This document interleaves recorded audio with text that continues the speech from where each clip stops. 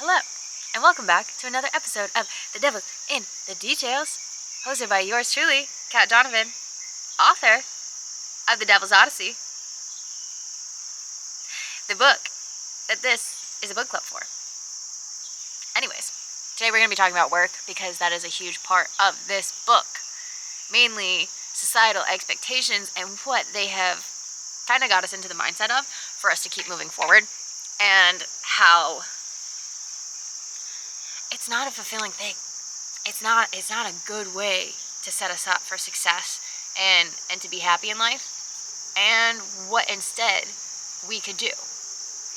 Because instead of just like shitting on problems, we figure out problems, understand the problems, find solutions, and then we pitch how to actually make those solutions come to fruition, right? Because that's actually helpful, instead of just saying, oh no, I don't like this. Anyways, first up, I kind of want to talk about what people's jobs are and how it's central to a lot of people's lifestyles. Like, it creates your lifestyle, whatever you choose to do for work. So it's really interesting because you go your whole life up until age 17, 18, and you have a lot of people making decisions for you, and then suddenly you're making all these big kid decisions, right? We fucked up there. That is where we fucked up in the first place. Because what do you mean you're just going to trust someone to start making decisions when a lot of parents don't actually give their children freedom to have that many decisions, let alone big decisions that truly affect their lives? 2, school does not set us up to really know what we want to do. School kind of just says, hey, I'm testing you, and all we can think of is, I don't want to fail, I don't want to fail, I don't want to fail. We're not thinking, what do I like? What do I like? What am I interested in? Where do I want to go with this? It's completely just, we lost the point, we lost the plot, and that's okay, but we're going to get it back. So, society kind of failed us in that regard. And then, on the other hand of that too, is that we're taught a lot of work ethic, and we're taught work hard. The harder you work, the more you'll get what you want. Is that true? No, it doesn't have to be so hard. Do you need to have a good work ethic? Yes. But do you also need to have a rest ethic? Yes. And is it more than just how hard you work? Yes. There's a lot of caveats to a lot of things. We oversimplified a lot of things. And when I say we also oversimplified, we oversimplified lifestyle in general because we were taught, like, oh, corporate is the way to go. It is easy money, it's safe. The thing about it is, it's really not that safe because, 1, if you're giving up your personal fulfillment, not worth it. If it's on a path that you only chose for money, that's really not that safe because look at how many layoffs we have. People get laid off all the time. It's really not a safe option. And also, it's just like, there's so many other options. Like, if you're creative, why are you doing an analytical job? And that sounds like a really easy thought, but everyone kind of pushes people into most corporate jobs, which to some degree are decently analytical. Not that many corporate jobs are creative. Most of the time, you find creative work through freelancing or starting your own business and being an entrepreneur, that type of thing. But we don't really push that to kids because it's unstable, right? The other unstable thing that no one talks about is the fact that you can be a seasonal worker, in the sense that you can spend 6 months of your life dedicating the majority of your time to work, so that way you have 6 months of play. Because while you're working, all you're doing is saving. You're not really going out. You're not really spending that money. And especially if you're living in a situation where you don't also have to pay rent, you're only paying for food, really. So you save up all this money, and then you get to go have fun for the other half of the year. And that's a really cool thing to do too. There's different ways that you can live life, and society does not teach this to us. They teach it in a very, and it's not so good. And I think that affected me a lot, especially in this book, because I kind of start to realize, like, as I go, oh, I don't think corporate is the safest option for me, in the sense that, one, I'm not happy. And if you're not happy, like if you're absolutely fucking miserable, you just end up depressed. And if you're depressed, it just gets darker and darker and darker. Unless you actively put a spin on like, no, let me fix everything in my brain. Let's get out of this. It just gets darker and darker and darker, because that is your lifestyle. You are basing your lifestyle around your work. If you work in corporate, you're doing 9 to 5. 9 to 5, because we all know it's longer hours than that. But let's say you're an overnight worker. You've just completely changed your lifestyle where 8 hours a day, you're up throughout the night when everyone else is asleep. If you're in the service industry, you probably don't have weekends. You probably do your weekends during the weekdays. What you do creates your lifestyle. So in knowing that, is working more than a 9 to 5 something that you actually want to do? Is that good for your body? Is your body actually accepting your work? Or are you noticing that you're inflamed, that you are gaining weight, that you are losing weight? What is your body telling you about your job? Because that probably is also signaling to you what you should and shouldn't be doing in work. And that it's not a 100% fits all solution. Corporate is not for everyone. In fact, I would argue it is not for majority. And that when AI takes it over, it's going to be the best thing, as long as people can have the mindset that it's good for them to be out of corporate, and that it's good for them to be able to believe in themselves, to start something that they actually enjoy, and believe in themselves enough that to know that they'll be successful at it, and actually be able to make money for themselves without being handed a paycheck. So with that, the other thing I want to talk about is shadow careers. Because, again, in the book, this is something that I think keeps popping up for me. And that is when you do something very, very close to what you actually want to be doing, but it's not quite the thing that you want to be doing. So that way if you fail at it, you don't feel as hurt. Rather than doing the thing that you actually want to do and failing at that until you get it right. Because, again, society has taught us that failure is a bad thing. We don't want to make mistakes, but realistically, mistakes are the best way. You can't convince me. Mistakes, your own personal mistakes, are the best way that you can learn. Which is why everything about everything is ironic, because people go through life and they try and learn these lessons and they try to pass down their wisdom. But the thing about it is, a lot of the time you still have to live those lessons to understand exactly what that person is saying. Because now you've experienced it. And now you're like, oh, got it, understood. But in the book, it's interesting because I always wanted to be in sales. When I was in corporate, the whole reason I wanted to be in sales was so that way I could learn it for when I became an entrepreneur. And so it was me thinking, oh, I need to learn from someone else in order for me to be good at this. When in reality, I think I started to learn as I went through corporate. Like, I've basically self-taught myself this whole job. It didn't really feel like I had that much training or that much support. And so it was like, if I'm going to spend this much time learning something, I might as well be the one that's profiting off of it. Like, point blank, period. That's why when I eventually got the nerve to quit corporate, that I just kept reminding myself, you didn't really care about the industry that you were in per se. I think it's an interesting one, but it wasn't the end all be all. I never wanted to stay in it. I was trying to build life skills for me to be able to do the next thing. And so then you get into the whole entrepreneurship concept, and you're like, all right, I've seen a lot of different videos about drop shipping. about TikTok Shop, about a lot of different ways to make money.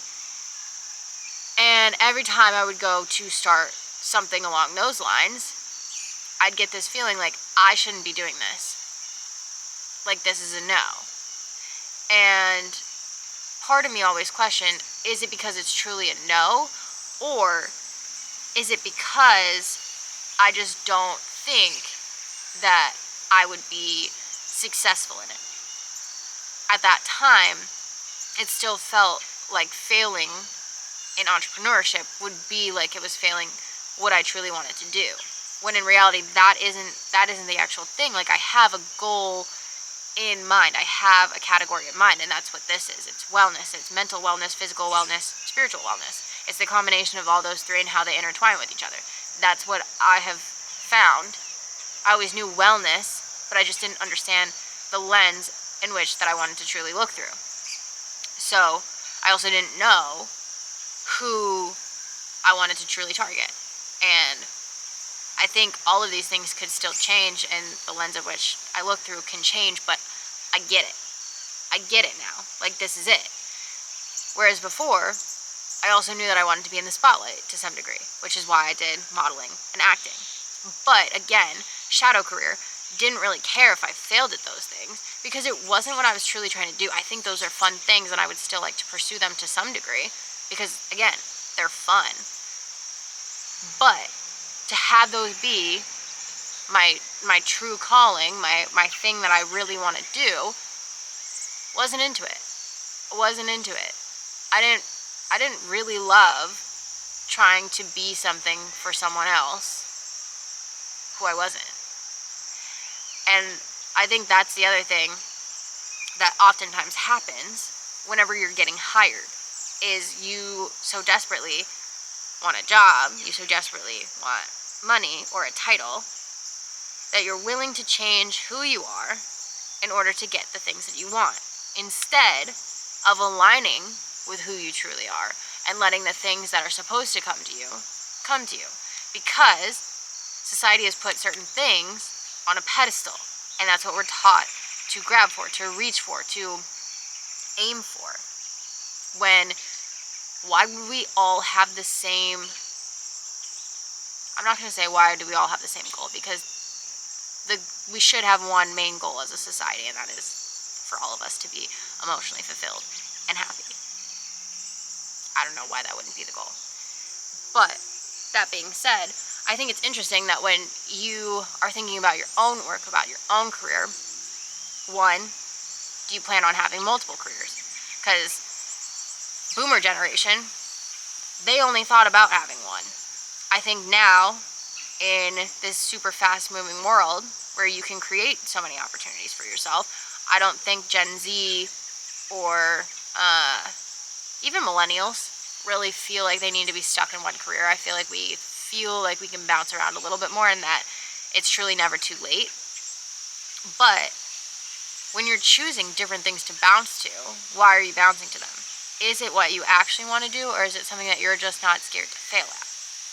Because those are, again, two very different things, and things that you should look into and consider whenever you're going through this mental process of figuring out what your life is supposed to be. Because again, your work can determine your lifestyle. So, that being said, what does the future look like? How do we make it so that way people are more emotionally fulfilled? Honestly, I think it's all about teaching everyone about relationships. Because what is sales? Sales is relationships. Sales is understanding people. We are terrible as a society because we don't understand people. We don't understand how the brain works. We don't understand how relationships work. And that is our downfall, because we're so focused on protecting ourselves instead of connecting with others that everything we do, whether it's intentional or not, is borderline manipulative.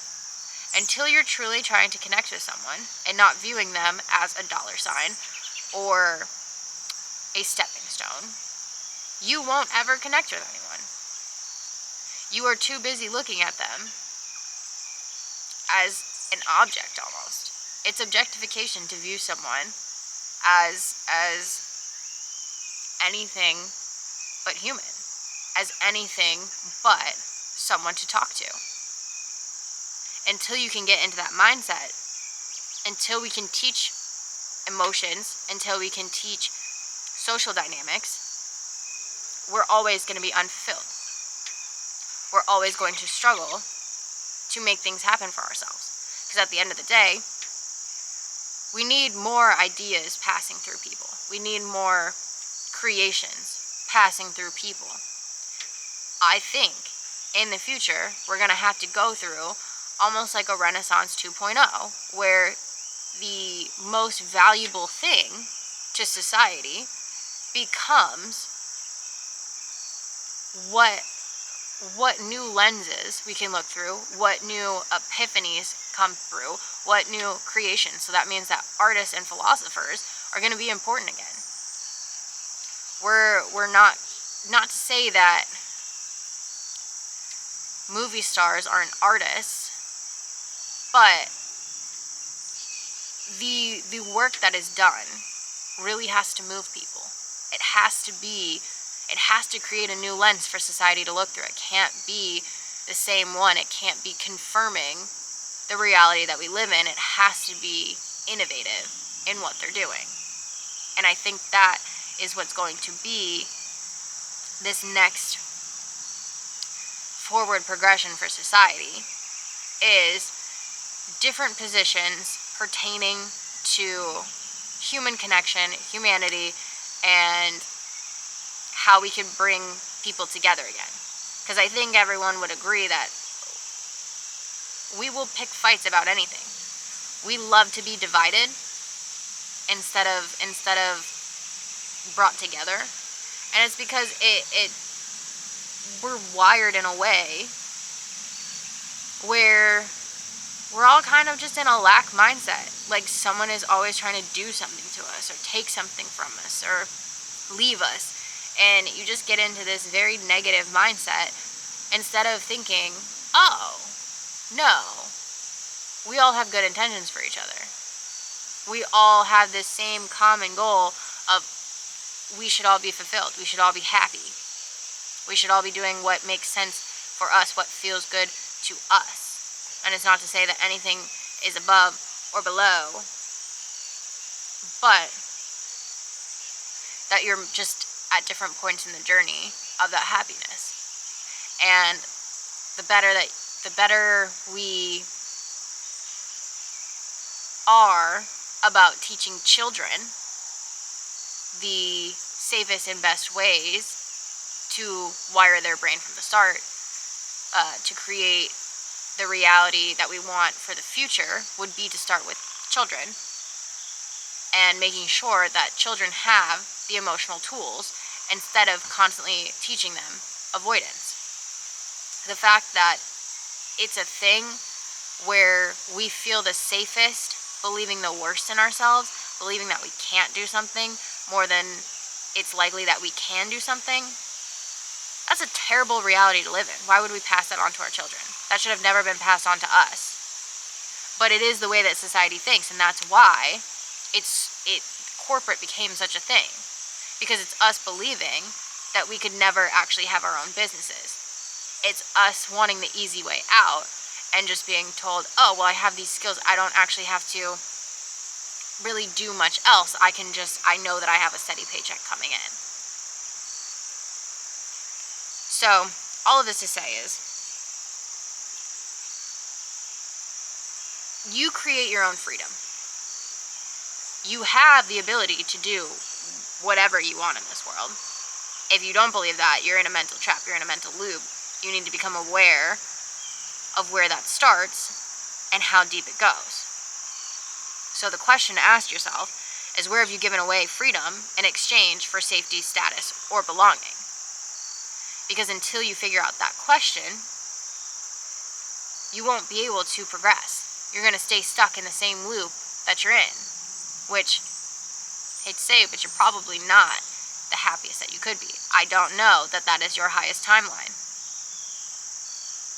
And that's why I think it's really important to ask yourself these questions and to see someone else go through this and understand their internal monologue and understand the cues that they finally picked up on in real time to be able to understand where to change the pattern. And understanding that sometimes you get stuck in limbo while you're changing these patterns. And that it is a slow progression. And they say that a lot of the time you're not on the wrong path, you just didn't go far enough to know that it was the right path. And I think you kind of see that in my book with me, is I do the right things, but I pivot too soon. And then at that point you have to ask yourself, why are you pivoting too soon? It's a lack of belief. Because there's nothing really indicating that this isn't working. It's just going slower than I want it to. And until I gain the patience, which is what the universe is going to reflect back to me, because that's the main thing that I need in order for me to create what I want to create, it's going to keep showing me patience, patience, patience, patience. And it's being able to watch someone else do that and go through that you might actually, something might click for you, where in a moment where you have the option to stay in a loop or get out, you might finally choose to get out because you recognize this is that moment where I choose. That being said, I hope this was helpful. I hope you understand a little bit more. And another question for you is, think about how your work bleeds into your personal life. How does it bleed into your personal relationships?